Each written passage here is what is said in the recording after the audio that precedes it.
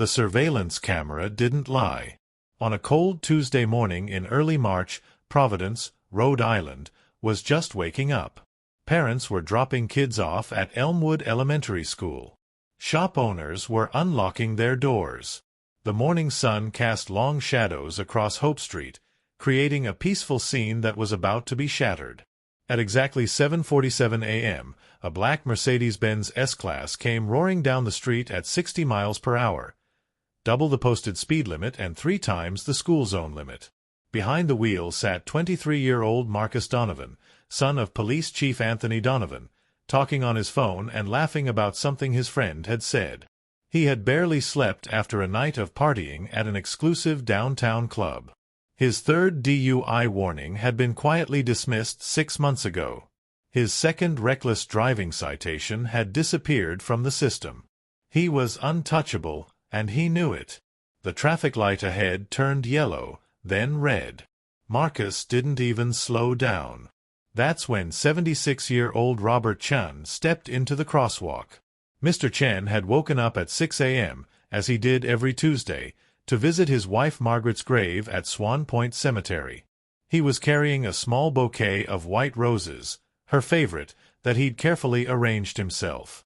His walker, decorated with reflective tape his granddaughter had insisted he use, moved slowly but steadily. He had the right of way. The light was red. He had checked both directions, the way he'd done for 7 decades of careful living. What happened next was captured on 3 separate security cameras and 2 cell phones. Marcus saw the old man. That much was clear from the footage. He saw him and made a choice. Instead of stopping, he laid on his horn, a long, aggressive blast that made several witnesses jump. He swerved into the opposite lane, missing Mr. Chen by less than 2 feet, close enough that the wind from the speeding car knocked the elderly veteran off balance. "Get out of the road, old man!" Marcus screamed out his window, his face twisted with rage at being inconvenienced. "Learn to move faster." The words hit Mr. Chen like a physical blow. Startled, disoriented, he stumbled backward. His walker caught on the curb. Time seemed to slow down as witnesses watched in horror. Mr. Chen fell hard onto the pavement, his thin frame crumpling. The sound of his hip breaking was audible to the 2 people closest to him. The white roses scattered across the asphalt like snow. His walker clattered away, rolling into the street. Marcus didn't brake, didn't slow, didn't look back. He was gone in seconds, leaving behind only the echo of his engine and the smell of burning rubber. "Oh my God!" screamed Jennifer Martinez, a young mother who had been holding her daughter's hand on the sidewalk. She rushed forward, her daughter crying behind her. "Someone call 911. David Park, owner of the corner deli, was already dialing. "Yes, emergency. An elderly man was just hit. Well, almost hit. He's fallen. He's badly hurt. Hope Street and Arlington Avenue. Please hurry."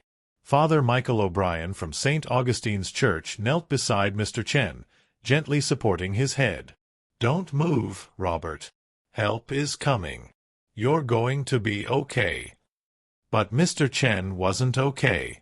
His face was gray with shock and pain.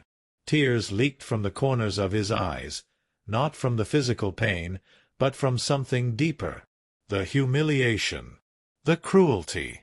The casual dismissal of his existence by someone who saw him as nothing more than an obstacle. "My flowers," he whispered. "Margaret's flowers." Jennifer gathered the roses with trembling hands, many of them crushed, and placed them gently in Mr. Chen's hand. "We got them, Mr. Chen. We got them." The ambulance arrived within 6 minutes. By then, a crowd had gathered. Many of the people knew Mr. Chen personally. This wasn't just any elderly man. This was their Mr. Chen. Robert Chen had immigrated to America in 1952, after surviving the Korean War. He'd started with nothing and worked his way through college, becoming a high school English teacher. For 40 years, he'd taught at Hope High School, often staying late to tutor struggling students for free. He'd mentored hundreds of kids, many from difficult backgrounds. At least 24 of his former students had become teachers themselves, inspired by his patience and dedication. After retiring, he volunteered at the Providence Public Library every Wednesday, teaching ESL classes to new immigrants. He mentored at-risk youth through the Boys and Girls Club. He collected canned goods for the food pantry. Everyone in the neighborhood knew him, the gentleman with kind eyes who always had encouragement for the kids, who remembered everyone's names, who'd sit on his porch and wave at passers-by. His wife Margaret had passed away 13 months ago after 52 years of marriage. Since then, his weekly visit to her grave had become sacred. It was the one constant in his grief.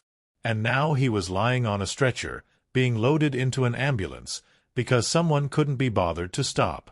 Jennifer Martinez had recorded the last few seconds on her phone, the Mercedes speeding away, the license plate clearly visible. She immediately posted it to the neighborhood Facebook group with a description of what happened. Within an hour, the post had been shared 2,000 times. Within 2 hours, local news stations were calling her. Within 3 hours, the video had been enhanced, cleaned up, and was running on every television station in Rhode Island. The license plate traced back to Marcus Donovan. When reporters started digging, they discovered who his father was. The story exploded. Police chief's son leaves elderly veteran in the street. Entitled Rich Kid Nearly Kills Beloved Teacher. Where is the justice? Chief's son walks free while victim suffers. The comment sections on every news website, every social media platform, erupted with fury. This is exactly what's wrong with this country. Rich kids think they can do whatever they want.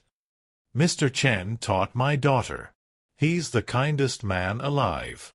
Lock that punk up. If that was my father, I'd be at that kid's house. Chief or no chief. I want to see Chief Donovan's face. How can he protect this monster? Justice for Mr. Chen. The Providence Police Department was flooded with calls. Protesters began gathering outside headquarters. The pressure was immense. At 6:15 p.m. that evening, 12 hours after the incident, Marcus Donovan was finally arrested at his luxury apartment downtown. He was in the middle of getting ready for another night out, seemingly unconcerned about the manhunt for him. "This is ridiculous," he said as officers, his father's own men, placed him in handcuffs. It was barely a fender bender. The guy tripped. The arresting officers said nothing, but their expressions spoke volumes. They knew Mr. Chen. Some of them had been his students. Marcus was processed, fingerprinted, and photographed. His father posted the $50,000 bail within an hour, but made no public statement, gave no press conference, issued no defense of his son. That silence spoke louder than any words. When Marcus walked out of the police station at 9 p.m., a crowd of reporters was waiting. Camera flashes exploded. Microphones were shoved in his face. "Mr. Donovan, do you have anything to say to Mr. Chen?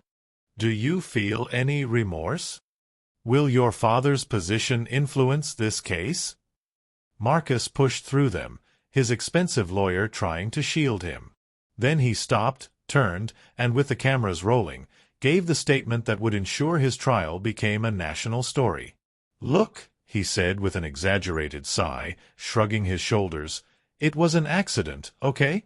The old guy shouldn't have been in the road. I was just trying to get to work. He's fine. He'll be fine. People are acting like I committed murder or something. This whole thing is blown completely out of proportion." He actually smirked at the cameras before getting into his car and driving away. The clip went viral within minutes. It played on repeat on every news channel. The outrage reached a fever pitch. At Rhode Island Hospital, Mr. Chen lay in a bed on the orthopedic floor. His hip was fractured in 2 places. He'd need surgery, physical therapy for months, and might never walk without assistance again. His daughter Lisa, a nurse practitioner who'd flown in from Boston, sat by his bedside, holding his hand. "Dad," she said softly, "everyone's talking about this. Everyone's on your side." "I don't want sides," Mr. Chen said weakly. I just wanted to bring your mother flowers." His eyes filled with tears again. Lisa squeezed his hand tighter, her own tears falling. The court date was set for March 18th, 2 weeks away. Judge Frank Caprio, a Providence institution known for his compassionate but firm approach to justice, would preside. He'd been a municipal court judge for over 30 years. He was famous for his viral videos showing mercy to struggling people, but he was equally famous for his zero tolerance for arrogance, entitlement, and disrespect. When Judge Caprio heard he'd been assigned this case, he spent hours reviewing the footage, reading the witness statements, and examining Marcus Donovan's history. What he found disturbed him, a pattern of reckless behavior, always covered up, always dismissed. 7 traffic violations, 3 dismissed DUI investigations, 2 assault complaints that had vanished from the system. "This ends here," Judge Caprio said quietly to his clerk. "This behavior ends in my courtroom." Outside the courthouse, people were already planning to attend. The case had become about more than just one incident. It had become a referendum on privilege, accountability, and whether the justice system treated everyone equally. Mr. Chen's former students organized a peaceful protest. Veterans groups announced they'd be present. Community leaders called for transparency. The pressure on everyone involved was enormous. And somewhere in Providence, Police Chief Anthony Donovan sat alone in his home office, staring at photos of his son as a child. Smiling, innocent, full of potential. He looked at his badge, at his uniform hanging nearby, at the oath he'd taken decades ago to uphold the law without favor or prejudice. He'd been making excuses for Marcus for years. Fixing problems. Making calls. Using his influence. He'd told himself he was protecting his son, that everyone made mistakes, that Marcus would eventually grow out of it. But watching that video, watching his son nearly kill a man and then laugh about it, something had broken inside Anthony Donovan. For the first time, he saw his son clearly. And he was horrified. He picked up his phone and dialed his son's number. Marcus answered on the 3rd ring, music playing loudly in the background. "Dad, what's up? Can you make this go away? My lawyer says." "Marcus," Chief Donovan interrupted, his voice cold. "I'm not making anything go away." "What? Dad, come on. You always." "Not this time. You're going to face this. You're going to stand in that courtroom and answer for what you did." Silence on the other end. "Dad, I'll see you in court, son." Chief Donovan hung up. He sat in the darkness for a long time, grieving for the son he'd raised and the man that boy had become. But a revelation no one expected was about to change everything in that courtroom. March 18th arrived with gray skies and cold rain, the kind of day that matched the somber mood of everyone involved. By 7:30 a.m., a line had formed outside the Providence Municipal Court. By 8 a.m., that line wrapped around the building. Court officials had to set up overflow rooms with video feeds. Local news stations had trucks parked across the street, reporters doing live shots every hour. Inside Courtroom 3, every seat was filled 90 minutes before the hearing was scheduled to begin. The room held 150 people comfortably, but today there were at least 200 crammed inside, with more standing in the hallway. The fire marshal looked the other way. In the front row on the right side sat Mr. Chen in a wheelchair, his daughter Lisa beside him. He wore a simple button-down shirt and slacks, looking dignified despite the pain etched on his face. Around his neck hung his Korean War veteran medallion. He rarely wore it, but today felt important enough. Surrounding them were dozens of Mr. Chen's former students, now adults, some with their own children. Many wore ribbons with "Justice for Chen" written on them.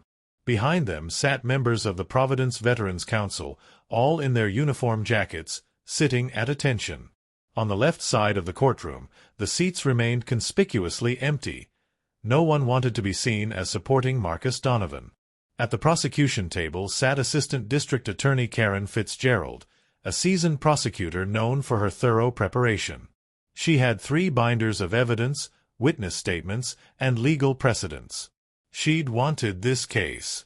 When she heard what Marcus had done, she'd personally requested the assignment. The defense table remained empty. Marcus's lawyer, Richard Steinberg, stood near the door, checking his Rolex repeatedly and looking annoyed. Steinberg was expensive, $800 an hour, and specialized in making problems disappear for wealthy clients.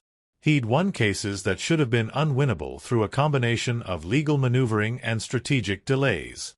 The media section in the back was packed with reporters from local and national outlets. This case had garnered attention beyond Rhode Island. CNN had sent a correspondent. The story had everything: privilege, injustice, a sympathetic victim, public outrage. At 9:45 a.m., the bailiff, Officer Raymond Torres, himself one of Mr. Chen's former students, stepped forward. "All rise for the Honorable Judge Frank Caprio." The entire courtroom stood as one. The rustle of clothing and scraping of chairs echoed through the space. Even those in wheelchairs or with canes stood if they could, out of respect not just for the court, but for the judge himself. Judge Frank Caprio entered through the side door, moving with the measured dignity of someone who'd done this thousands of times but never took the responsibility lightly. At 78, he was still sharp as a tack, his eyes missing nothing. He wore his black robe with the quiet authority of a man who'd earned every bit of respect he commanded. He was known throughout Rhode Island, and beyond, thanks to viral videos, as a judge with a huge heart. People called him compassionate, understanding, and merciful. He'd helped struggling people pay their fines, dismissed tickets for those going through hardships, and even given money from his own pocket to people in need. But those who knew him well knew another side. Judge Caprio had zero tolerance for arrogance, for entitlement, for people who abused their privilege or showed contempt for others. When faced with that kind of behavior, the kind judge became a stern enforcer of justice. And everyone in the courtroom knew Marcus Donovan was about to meet that side of him. "Be seated," Judge Caprio said, settling into his chair. His eyes scanned the packed courtroom, taking in the crowd, the tension, the emotion. He let the silence build for a moment. "Case number 2024-7789, he said, his voice clear and carrying throughout the room. "The State of Rhode Island versus Marcus Anthony Donovan. Charges: reckless driving, reckless endangerment, leaving the scene of an accident causing injury, and aggravated assault with a deadly weapon, that deadly weapon being his motor vehicle." He looked up from the papers. "Where is the defendant?" Attorney Steinberg stepped forward. "Your Honor, my client is on his way. There was traffic and—" "Court was scheduled for 10 a.m., Judge Caprio interrupted, looking at the clock that read 9:58. "It is not yet 10 a.m. However, Mr. Steinberg, you might want to call your client and inform him that being late will not help his case." "Yes, Your Honor." At exactly 10:07 a.m., 7 minutes late, the courtroom doors opened. Marcus Donovan entered, and the temperature in the room seemed to drop. He wore an expensive navy Armani suit that probably cost more than most people in the room made in a month. His shoes were Italian leather, polished to a mirror shine. His hair was perfectly styled with product that cost $150 a bottle. Designer sunglasses were pushed up on his head like a crown. He had a Rolex on one wrist and a gold bracelet on the other. But it wasn't his clothes that caused the collective intake of breath, it was his demeanor. He walked in as if he were arriving at a casual lunch, not a court hearing that could send him to prison. He was scrolling through his phone, a slight smirk on his face. He didn't look at Mr. Chen, didn't acknowledge the crowd, didn't show even a hint of the gravity of the situation. He slid into his seat at the defense table and immediately leaned back, crossing his arms and stretching his legs out in front of him like he was relaxing at a spa. Judge Caprio watched all of this with an expression that gave nothing away. But those who knew him could see the slight tightening around his eyes, the way his jaw set just a fraction harder. "Mr. Donovan," the judge said, his voice perfectly calm but carrying an edge. "Thank you for joining us. I'm glad we could fit this into your busy schedule." Several people in the gallery snickered. Marcus seemed oblivious to the sarcasm. "Yeah, sorry about that," Marcus said casually, not standing, not showing any deference. "Traffic was crazy." "Traffic," Judge Caprio repeated slowly. "In Providence. On a Tuesday morning. Imagine that." More nervous laughter from the gallery. "Mr. Donovan, please stand when addressing this court." Marcus sighed, actually sighed, and slowly stood up, his body language screaming disrespect with every movement. "Do you understand the charges against you?" Judge Caprio asked. "Yeah, I understand," Marcus said with a dismissive wave of his hand. "Look, Your Honor, can we just get this over with? I have plans this afternoon. I have a meeting at 2 p.m. that I really can't miss, and this whole thing—" "You have plans?" Judge Caprio interrupted, his voice dropping an octave. The courtroom fell into absolute silence. Everyone could feel the shift in energy. "Mr. Donovan," the judge continued, "you are charged with serious crimes. Mr. Robert Chen, a 76-year-old United States military veteran, is sitting in this courtroom in a wheelchair because of your actions. He may never walk independently again. And you're concerned about a meeting." Marcus shrugged. "Look, Your Honor, with all due respect, this whole thing is blown way out of proportion. Have you actually watched the video? The guy barely got touched. I didn't hit him, he fell on his own. I was just trying to get to work on time. You know how traffic is. Sometimes you gotta take chances." A wave of angry murmuring rippled through the courtroom. Officer Torres called for order. Judge Caprio leaned forward, his eyes locked on Marcus. "Let me make sure I understand your defense, Mr. Donovan. You drove 60 miles per hour in a 20-mile-per-hour school zone. You ran a red light. You swerved within 2 feet of a man with a walker in a crosswalk, a man who had the right of way. You screamed obscenities at him. And then you left the scene without checking if he was injured. Is that correct?" "I mean, when you put it like that it sounds bad," Marcus said, actually smiling like this was all a joke. "But really, I was late for work. My boss gets on my case if I'm not there by 8.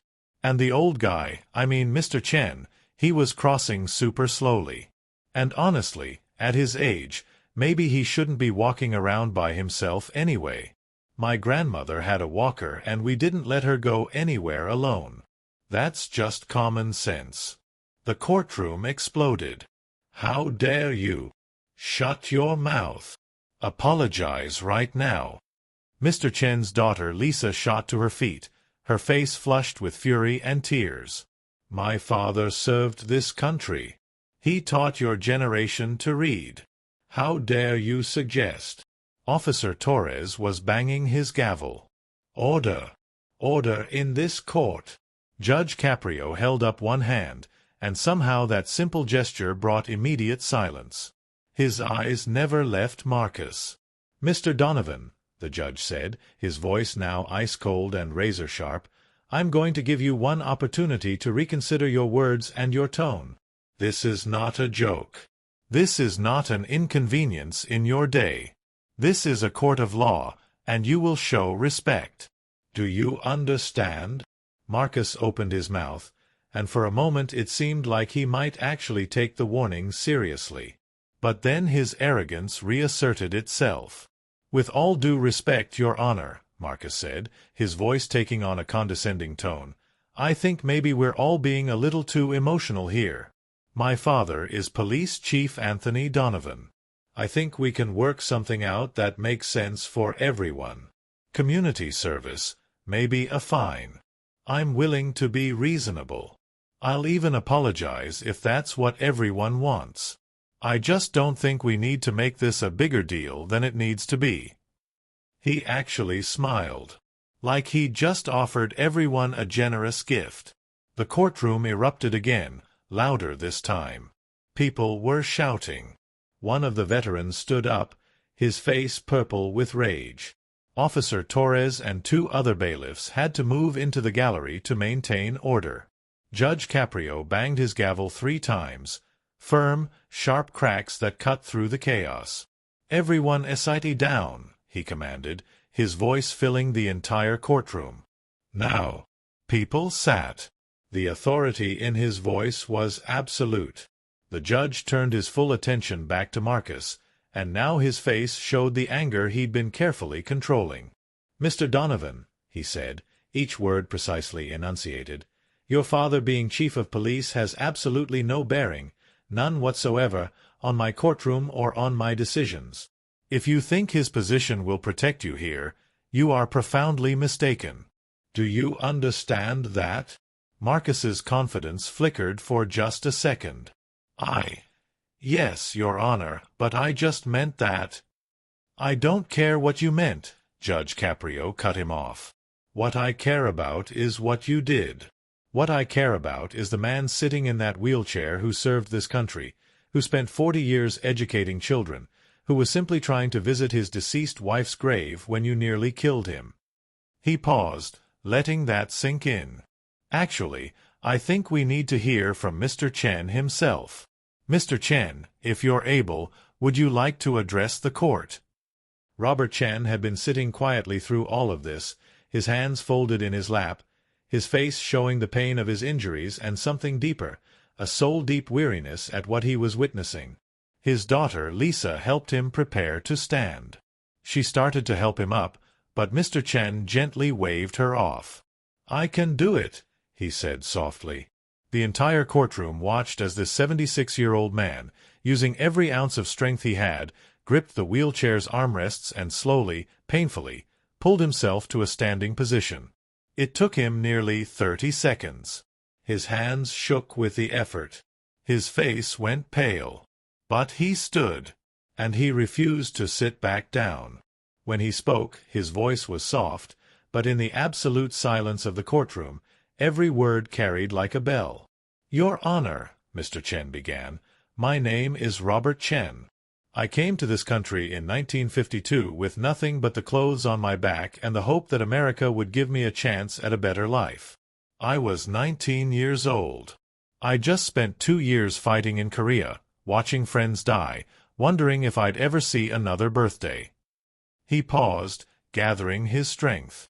"When I came here, people weren't always kind to me. I was called names, told to go back where I came from. But I believed in this country. I believed that if I worked hard, if I treated people with respect, if I tried to make the world a little better, I could build a good life. And I did." Tears were streaming down the faces of many in the courtroom now, including some of the reporters who'd come thinking this was just another story. "I became a teacher because I wanted to give back. I wanted to help young people, all young people, regardless of where they came from, learn to read, to write, to think, to dream. For 40 years, I went to work every day and tried to make a difference. Some days I succeeded. Some days I didn't. But I tried." He looked directly at Marcus for the first time. "Young man, I don't know your story. I don't know what your life has been like. But I want you to understand something. That morning, March 5th, I woke up at 6 a.m. like I do every Tuesday. My wife Margaret died 13 months, 2 weeks, and 4 days ago. She was my everything, my best friend, the love of my life. We were married for 52 years. His voice cracked, but he continued. "Every Tuesday, I take flowers to her grave. I sit with her for a while. I tell her about what's happening in the world. I tell her I miss her. It's the one constant in my grief. It's the one thing that helps me get through the week." He wiped his eyes with a trembling hand. "That morning I bought white roses, her favorite. I was walking to the crosswalk, the same crosswalk I've used for 20 years. The light was red. I had the right of way. I was careful, like I always am. And then I heard your car. I heard your horn. I saw you coming toward me so fast, and I thought I was going to die." Several people in the courtroom were openly sobbing now. "But you didn't hit me. You just scared me, and screamed at me, told me to move faster, to get out of your way, and I stumbled and I fell and my hip broke. But that's not the worst part." He looked at Marcus with an expression of profound sadness. "The worst part is that you looked at me, looked right at me, and you saw nothing. Not a person. Not a veteran. Not a teacher. Not a husband mourning his wife. You saw an obstacle, an inconvenience, something in your way, and then you drove off like I didn't matter, like my life didn't matter." The courtroom was so quiet you could hear people breathing. "I don't want revenge, young man. I've seen too much violence in my life to want more. But I want you to understand something that I don't think anyone has ever taught you. Every single person you meet is fighting a battle you know nothing about. Every person has a story, a history, people who love them, dreams and fears and hopes. We all matter. Every single one of us." He swayed slightly, and his daughter rushed to support him. "I just wanted to bring my wife flowers," he said, his voice barely a whisper now. "That's all. Just flowers for my Margaret. And now I'm in a wheelchair. I may never walk right again. I'm in pain every moment of every day. But the pain in my body is nothing compared to the pain in my heart from seeing how little my life meant to you." He sat back down heavily, exhausted. His daughter wrapped her arms around him as he wept quietly. There wasn't a dry eye in the courtroom. Even some of the hardened court officers were wiping their faces. Judge Caprio had to remove his glasses and clean them, using the moment to compose himself. Marcus Donovan sat frozen. For the first time since entering the courtroom, his mask of arrogance had cracked.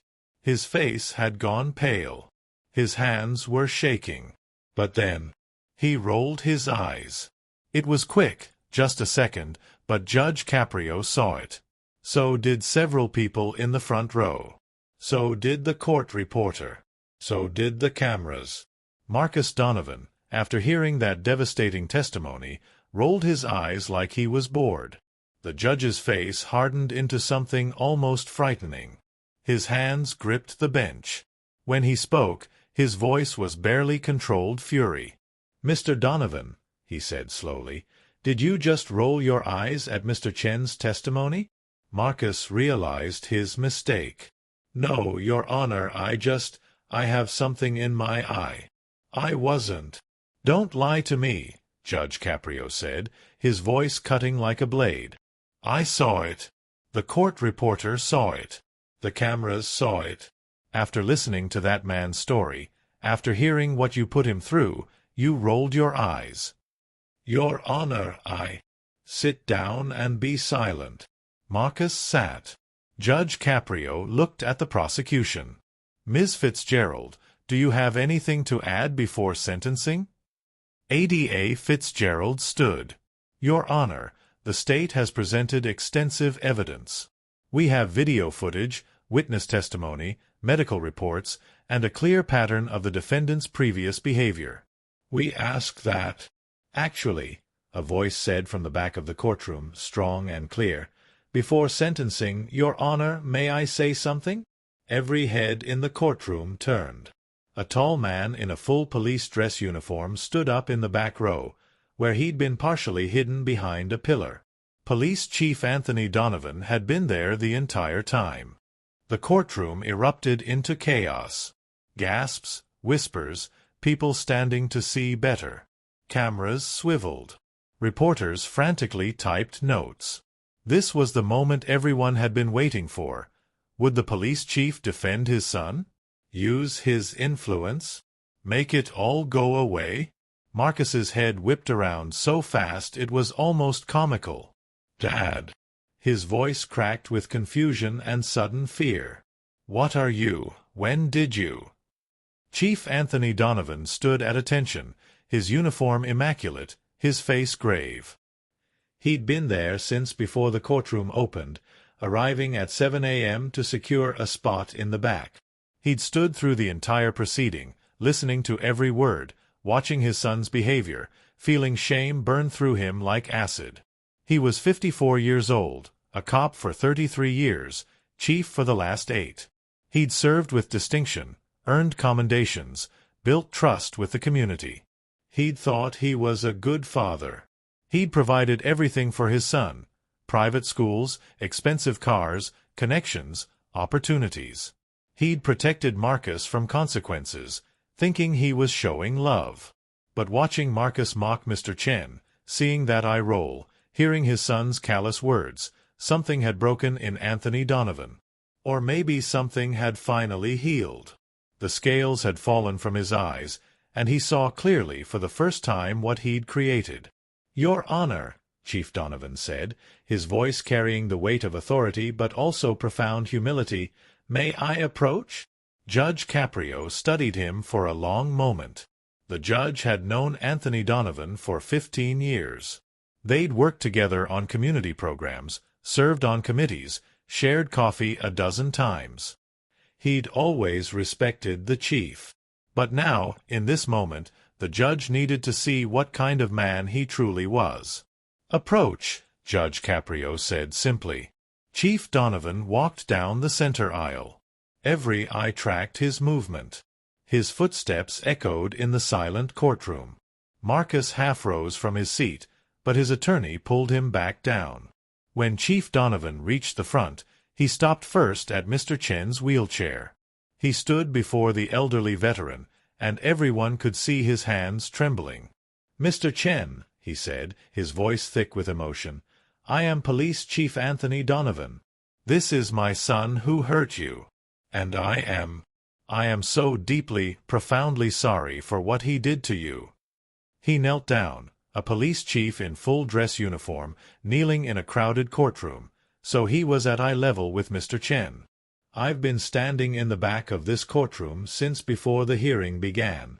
I've heard everything. I've watched the video footage hundreds of times. I've read every witness statement. And I am ashamed. I am ashamed of my son's actions. I am ashamed of who I've allowed him to become. I am ashamed that I failed so completely as a father that he could look at a man like you and see nothing worth respecting." Tears were streaming down the chief's face now, but he didn't wipe them away. "You served our country with honor. You educated generations of children, including some of my own officers. You're exactly the kind of person who makes a community great. And my son nearly killed you because he couldn't be bothered to slow down. Because he thinks he's above basic human decency. Because I taught him, through my actions, that there are never consequences for his behavior." He stood back up, took a deep breath, and turned to face his son. "Marcus," he said, and his voice broke on the name. "Stand up." Marcus stood slowly, his arrogance completely gone now, replaced by dawning horror. "Do you remember," Chief Donovan said, "when you were 7 years old and you wanted to be a police officer like me? You used to wear my old badge and pretend to help people. You had such a good heart. You cried when we had to return a lost dog to its owner because you wanted to keep it. You gave your lunch money to a kid at school who couldn't afford to eat. You were kind. You were compassionate. You cared about others." He wiped his eyes. "And somewhere along the way, I lost that boy. Or maybe I killed him. Every time you got in trouble, I fixed it. Every time you hurt someone, I made excuses. Every time you faced a consequence, I made it disappear. I thought I was protecting you. I thought I was being a good father. But I was wrong. I was so completely, catastrophically wrong. Marcus's face crumbled. For the first time, real emotion, real recognition of what he'd done, broke through. Dad, Let me finish, Chief Donovan said firmly. I need to say this. Your Honor, I need to say this for the record. He turned to Judge Caprio. Your Honor, I know there are people in this city, maybe people in this courtroom, who think I might try to influence this case. That I might use my position to protect my son. That I might make phone calls, pull strings, make this all go away like I've done before. He straightened his shoulders. I'm here to tell you, and everyone in this courtroom, that I will not do that. I cannot do that. What Marcus did was inexcusable. What he's shown here today, his arrogance, his disrespect, his complete lack of empathy, that's on me. I created that by protecting him from the truth, that actions have consequences, that other people matter, that privilege is not a shield from responsibility. His voice grew stronger, more determined.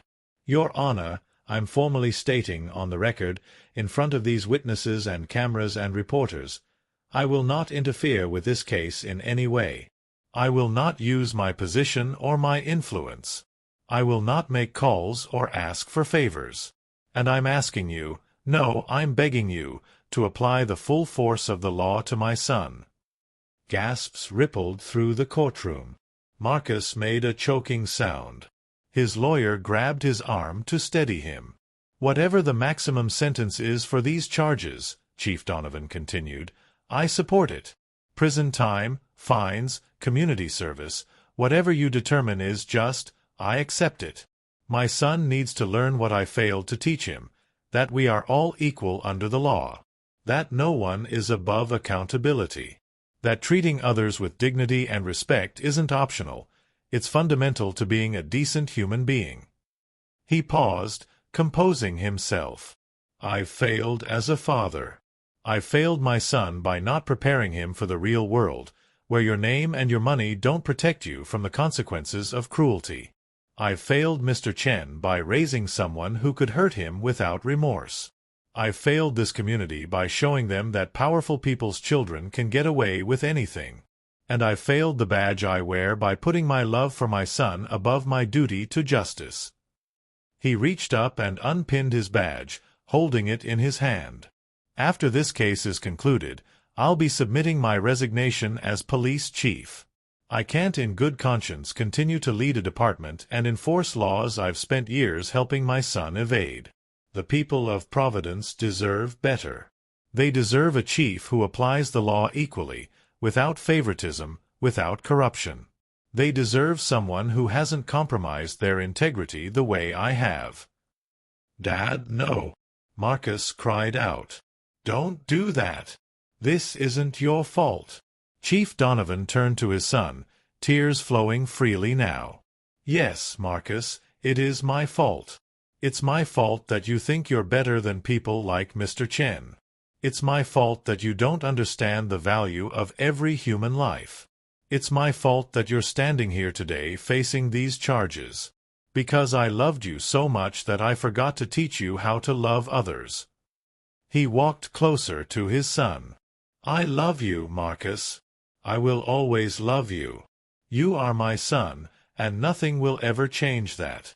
But loving you means doing the hard thing now. It means letting you fall. It means stepping back and allowing you to face the consequences of your actions. Because if I don't, if I protect you one more time, you will never change. You'll never become the man you're capable of being. You'll just become more of what you are right now. And I can't watch that happen. I won't. Marcus's legs gave out. He collapsed into his chair, his head in his hands, his whole body shaking with sobs. I'm sorry, he choked out. I'm sorry, Dad. I'm so sorry. Chief Donovan turned back to Mr. Chen, tears still streaming down his face. Mr. Chen, I can't undo what my son did to you. I can't give you back your health, your peace of mind, or the flowers you were bringing to your wife. But I can promise you this. He will face justice. Real justice. The kind that doesn't bend for wealth or position. And I will make sure he understands, every day for the rest of his life, what he took from you." Mr. Chen, who had been watching all of this with an expression of profound sadness mixed with something else, maybe hope, spoke softly. "Chief Donovan," he said, "please don't resign. Your city needs you. Your officers respect you. What you're doing right now, this is real leadership. This is real courage. Teaching your son this lesson will do more good for this community than stepping down ever could." Chief Donovan shook his head. "Thank you for your grace, Mr. Chen. But this is something I need to do. For myself. For my integrity. For the example it sets." He turned to Judge Caprio one final time. "Your Honor, I've said what I needed to say. My son is in your hands now. I trust you to do what's right.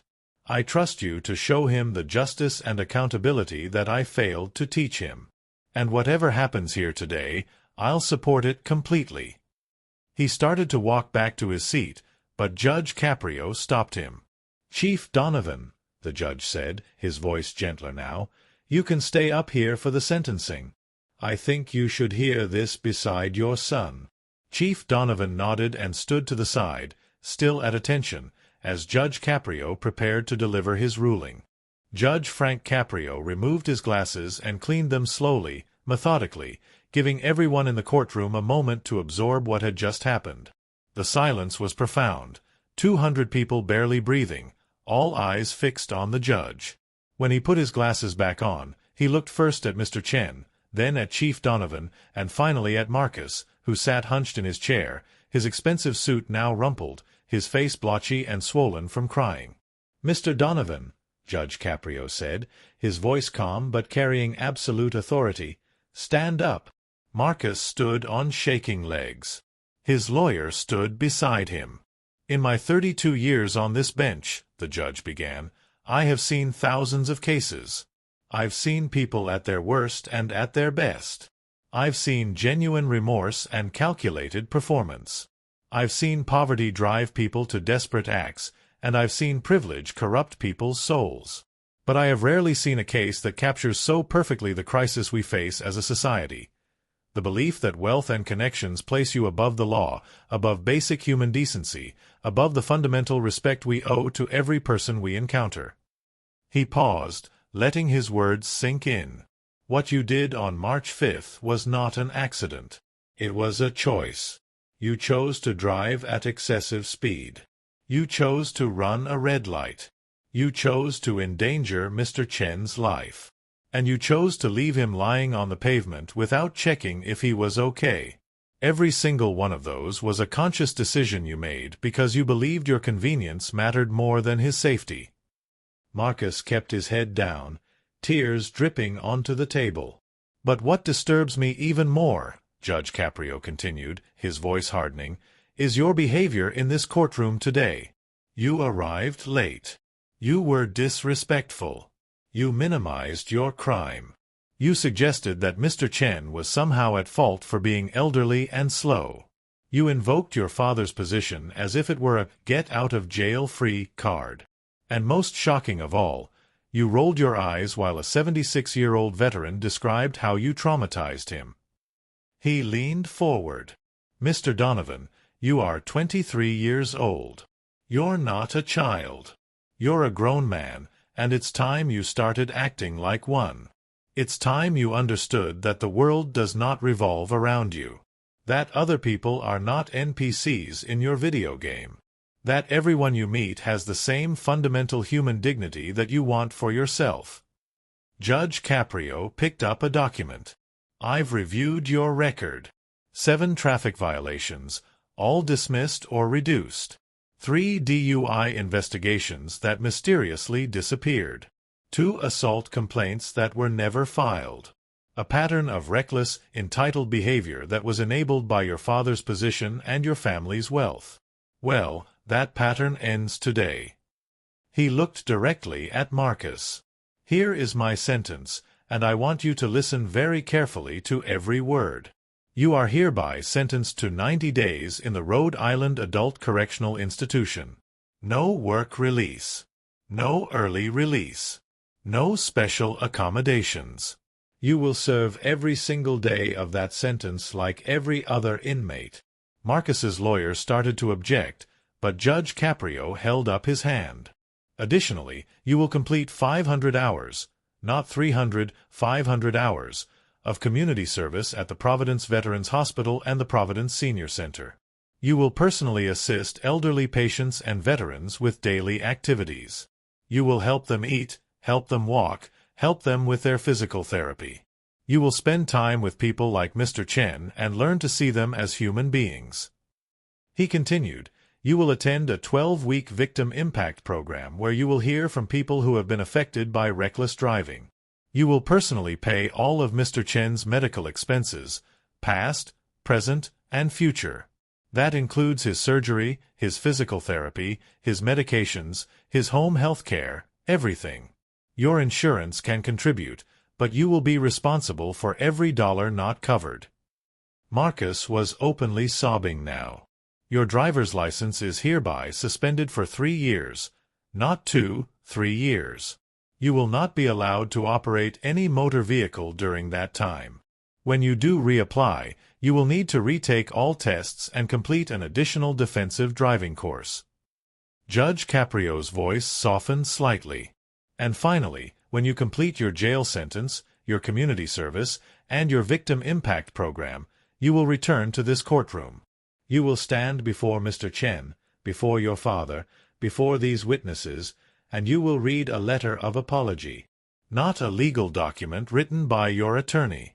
Not a performance. A real, human, heartfelt apology where you demonstrate that you understand the gravity of what you did and the person you need to become. The judge set down the document. Mr. Donovan, I'm giving you this sentence not because I want to destroy your life, but because I want to save it. You're on a path that leads to either killing someone or becoming a hollow shell of a person who's lost their humanity. This is your chance to change that trajectory. To become someone your father can be proud of.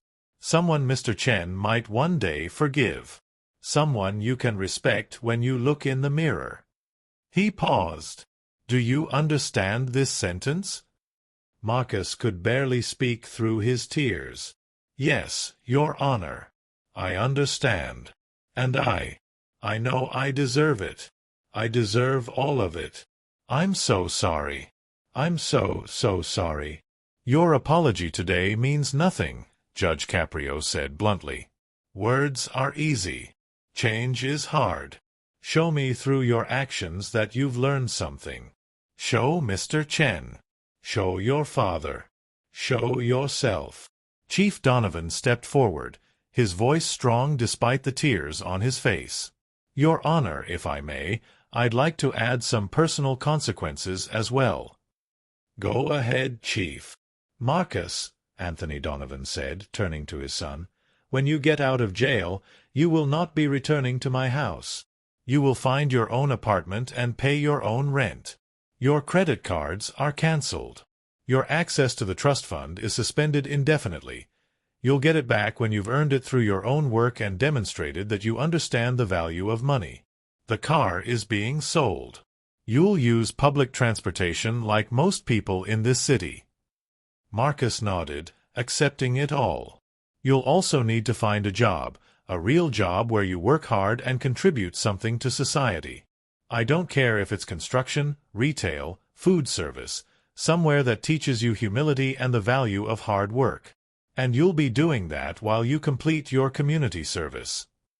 He placed a hand on his son's shoulder. I'm not abandoning you, Marcus. I'll help you find housing. I'll make sure you have food and basic necessities. But the life of privilege and protection is over. You're going to learn to stand on your own 2 feet. You're going to learn to be a man, not a child in an adult's body. Yes, sir, Marcus whispered. Judge Caprio looked at Mr. Chen. Mr. Chen, this court has heard from everyone else. Is there anything you'd like to say before I formally enter this sentence? Robert Chan struggled to his feet again, waving off his daughter's help. When he spoke, his voice was stronger than before. Your Honor, thank you for the justice you've delivered today. I feel heard. I feel valued. You've reminded me that the law can be fair, that the system can work, even when it seems impossible. He looked at Marcus, and his expression softened with something that looked almost like compassion. Young man, Mr. Chen said, I want you to know something. I forgive you. Marcus looked up, shocked. I forgive you, Mr. Chen repeated. Not because what you did was okay, it wasn't. Not because it didn't hurt, it did, more than you know. But I forgive you because holding on to anger and hatred only hurts me. And because I believe people can change. I've seen it happen. I've taught students who seemed hopeless, and watched them transform into remarkable adults. He took a step closer, using his daughter's arm for support. This sentence the judge has given you is a gift, though it won't feel like one. It's a chance to become someone better. Someone kinder. Someone who sees the humanity in every person they meet. I hope you take that chance. I hope that years from now, you look back on today as the moment your real life began. He paused, then added, and when you're ready, when you've done your time, served your hours, learned your lessons, I'd like you to come visit me. Not because you have to. Because you want to. I'd like to hear about the person you've become. And maybe I could teach you some things. About life. About respect. About finding meaning in service to others. Marcus broke down completely, collapsing to his knees, sobbing so hard he could barely breathe. Thank you, he managed to say. Thank you, Mr. Chen. I don't deserve your forgiveness, but thank you. I promise I'll earn it. I promise I'll change. I promise. Chief Donovan pulled his son up and into a fierce embrace, both of them crying, holding each other in the middle of the courtroom. I love you, the chief whispered. I've always loved you. But now I'm going to love you the right way. The hard way. The way that helps you grow. I love you too, Dad, Marcus sobbed. I'm sorry I disappointed you. I'm sorry I wasted everything you gave me. I'm going to do better. I have to do better. Judge Caprio gave them a moment, then spoke. Bailiff, please take Mr. Donovan into custody. He'll be transported to the ACI to begin his sentence. Officer Torres stepped forward, the same officer who'd been Mr. Chen's student, and gently placed handcuffs on Marcus. As he did, he leaned in and whispered, Mr. Chen was my teacher too. He believed in me when no one else did. Do right by him, and you'll do right by yourself. Marcus nodded. As he was led from the courtroom, he stopped beside Mr. Chen's wheelchair one more time. Mr. Chen, he said, his voice raw but sincere, I was bringing my girlfriend flowers that morning. That's why I was late. And I was so focused on my stupid problems that I couldn't see you as a real person. But you are. You're more real than I've ever been. And I'm going to spend the rest of my life trying to become someone worthy of the grace you've shown me today. Mr. Chen reached up and patted Marcus's cuffed hands. Then you've already started, young man. You've already started. As Marcus was led away, the courtroom remained silent. Then, slowly, one person began to clap. Then another. Then another. Soon the entire room was applauding. Not for Marcus, but for Mr. Chen's grace, for Chief Donovan's courage, for Judge Caprio's wisdom, for a system that, on this day at least, had worked the way it was supposed to. Epilogue. 6 months later. The Providence Public Library's community room was packed for the Tuesday evening ESL class. 30 new immigrants sat at tables, practicing their English, working toward their citizenship tests, building the foundation for their American dreams.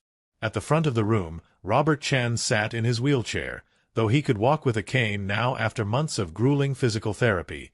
helping a young woman from Somalia with her pronunciation. "Beautiful," he said with his gentle smile. "You're doing beautifully." The door opened, and a young man entered carrying a large box. He wore simple jeans and a T-shirt that said, "Providence Senior Center Volunteer." His hair was shorter, his face leaner, his eyes different, clearer, more focused, carrying something that looked like humility and purpose. Marcus Donovan had completed his 90 days at the ACI 2 months ago. He'd gotten a job as a construction worker, waking up at 5 a.m. every day to help build affordable housing. He'd completed 350 of his 500 community service hours. He'd attended every session of his Victim Impact program. He'd moved into a tiny studio apartment in a neighborhood he never knew existed, living on a budget for the first time in his life.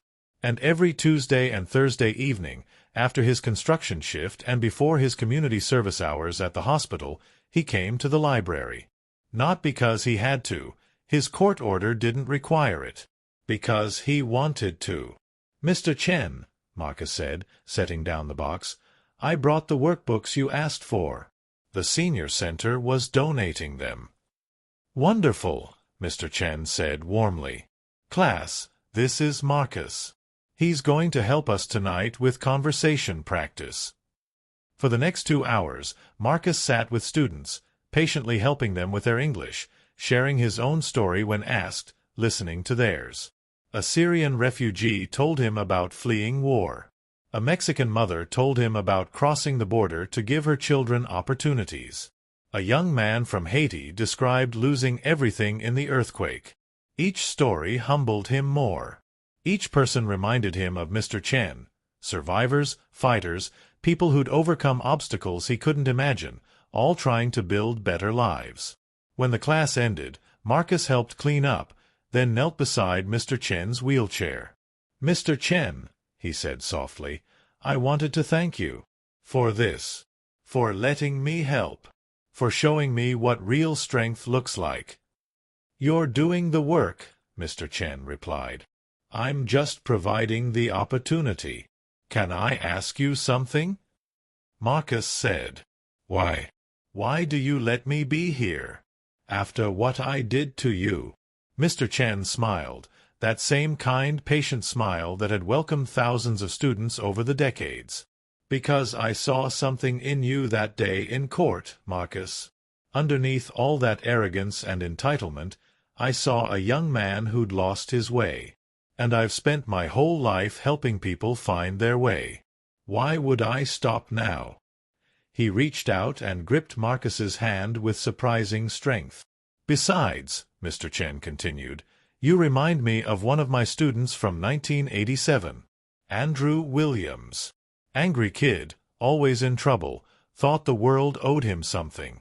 I spent extra time with him, believed in him when he didn't believe in himself.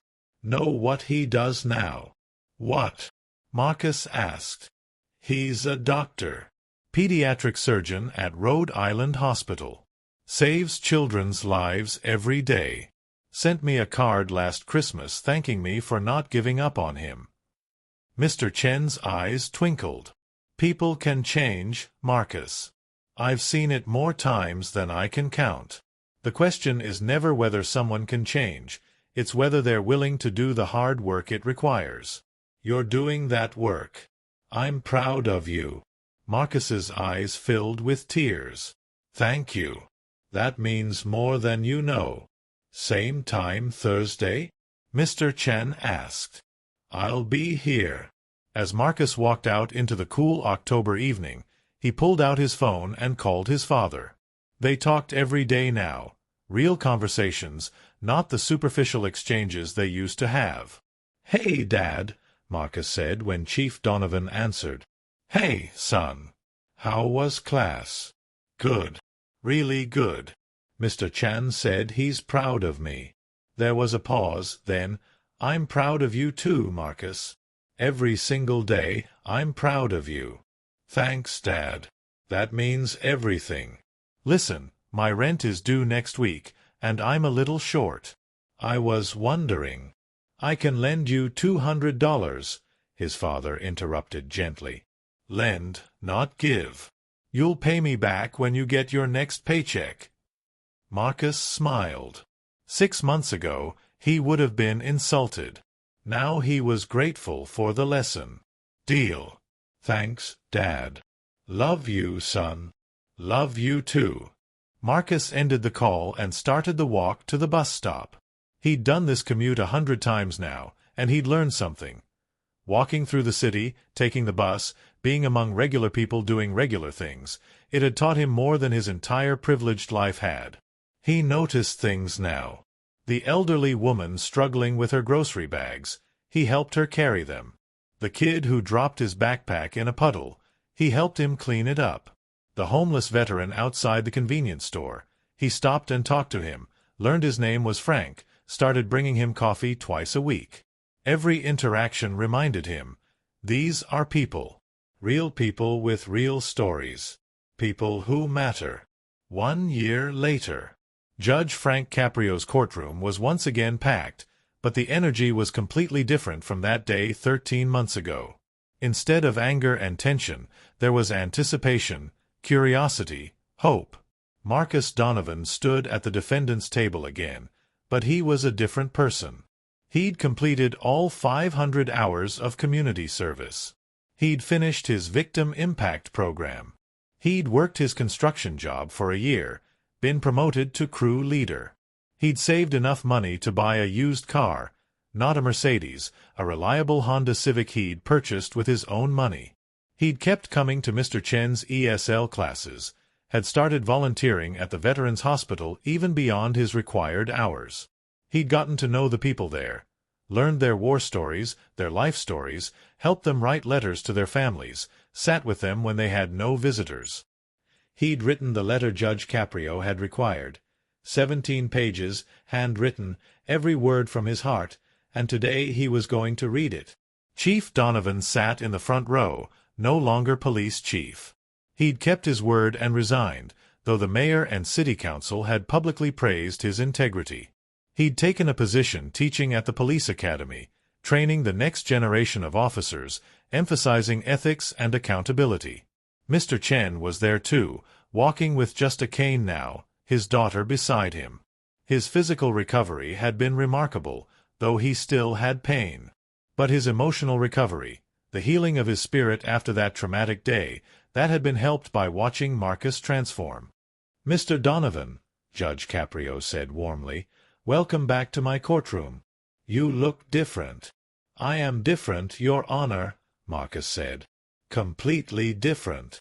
I've reviewed the reports from your probation officer, your community service supervisors, and your employer.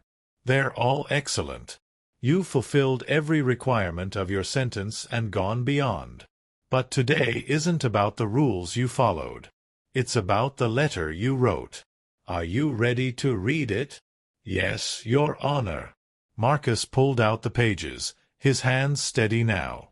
He looked at Mr. Chen, took a deep breath, and began to read. "Dear Mr. Chen," he started, his voice clear and strong, "this letter is 13 months overdue. I should have written it the day after I hurt you. I should have run back to that crosswalk, helped you up, called for help, stayed with you. But I didn't.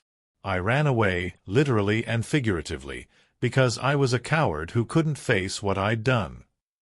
He continued, reading about his privileged upbringing, the enabling that had warped his character, the moment in court when he'd finally seen himself clearly.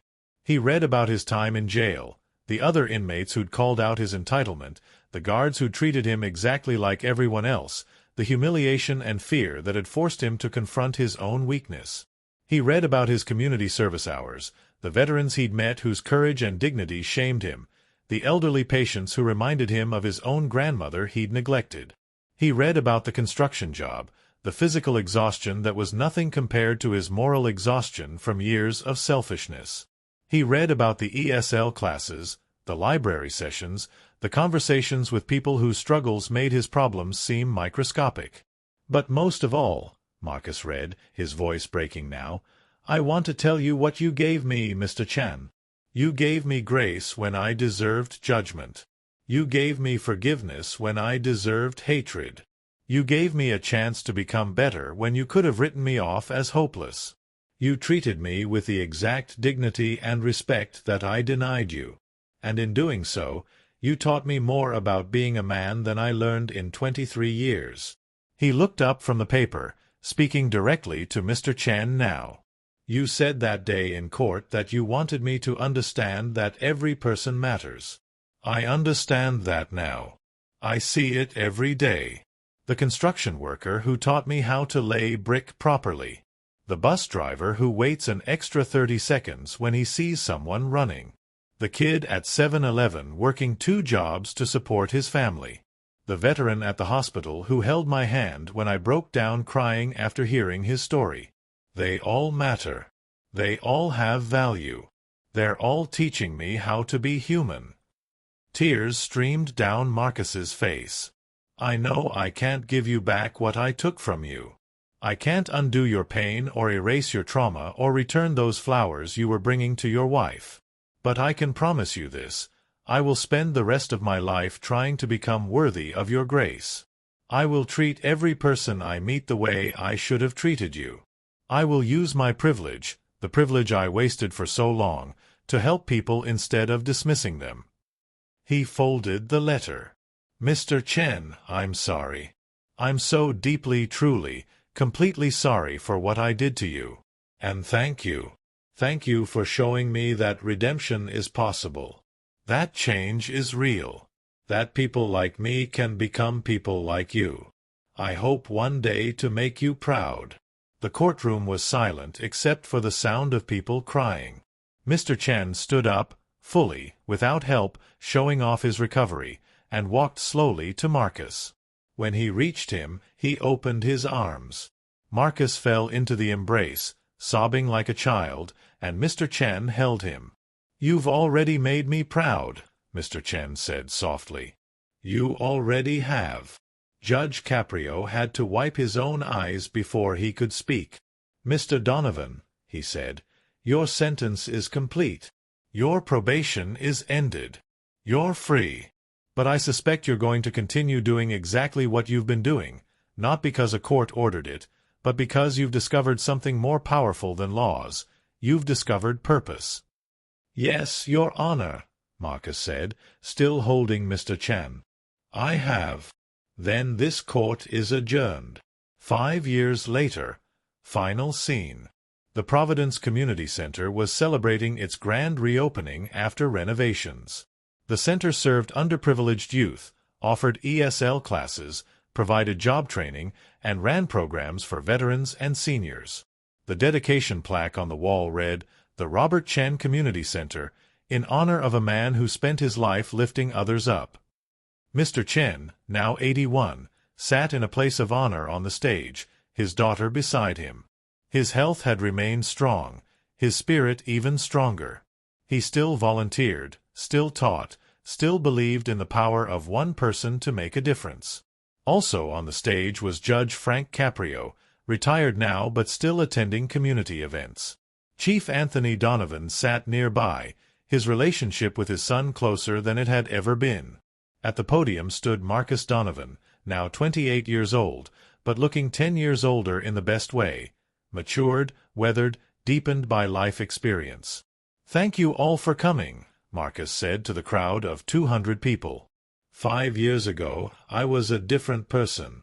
Actually, I wasn't a person at all. I was a walking bundle of privilege and arrogance masquerading as a human being. People laughed softly. Many of you know my story. Some of you watched it on TV. Some of you were there in court that day. What you might not know is what happened after. How Mr. Chen, the man I nearly killed, became my mentor. How Judge Caprio's tough love saved my life. How my father's courage taught me what real strength looks like. He gestured to the building. This center exists because Mr. Chen believed in second chances. When I approached him 2 years ago with the idea, he didn't hesitate. He helped me write the grant proposals. He connected me with donors. He taught me how to run a nonprofit. He believed in me even when I still wasn't sure I believed in myself. Marcus looked at Mr. Chen directly. "Mr. Chen, you say I did this. But you did this.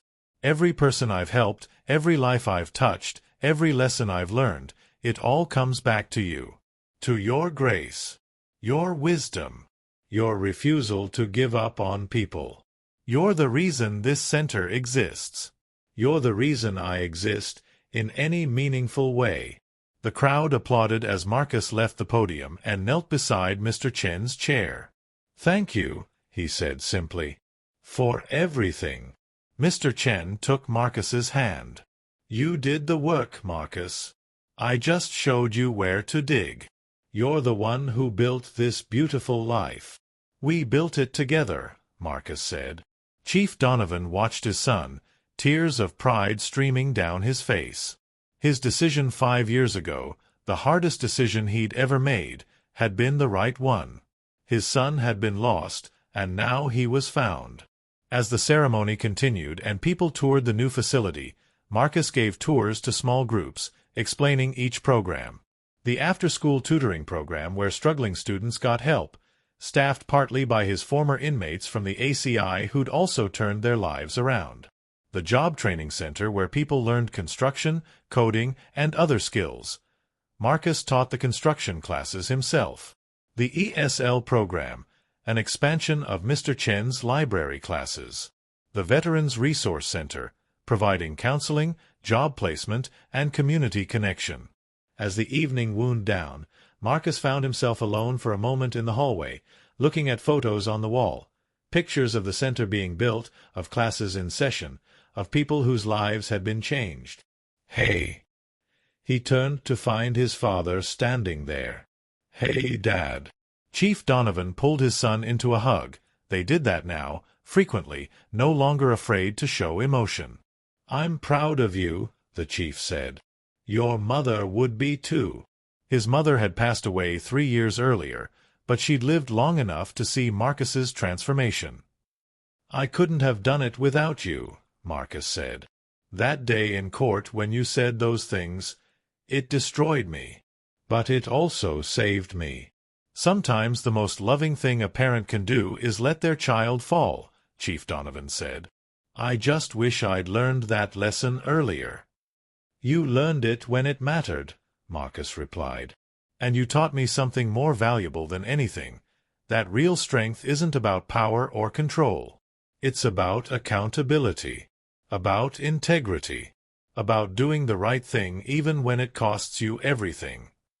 They stood together, father and son, looking at the photos of a center that existed because one young man had been given a chance to change and had chosen to take it. Later, as people were leaving, Marcus walked Mr. Chen to his car. "Marcus," Mr. Chen said, "I want to tell you something. That day, March 5th, 5 years ago, I've thought about it a lot. About the randomness of it.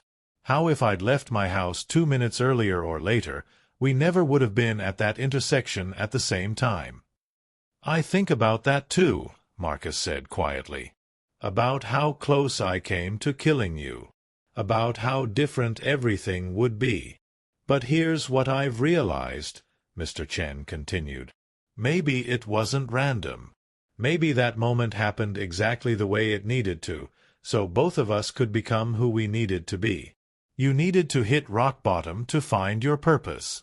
And I needed to see that grace and forgiveness aren't weakness, they're the most powerful forces in the world." He smiled. "You changed my life too, Marcus. You reminded me why I became a teacher, why I do this work.